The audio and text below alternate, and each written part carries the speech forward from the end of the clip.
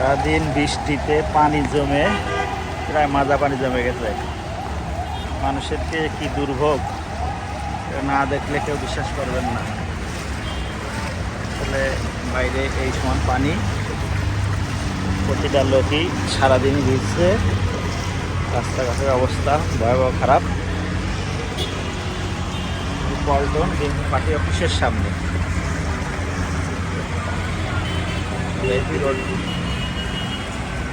এই পাশে কাকরার, আর এই পাশে পল্টন।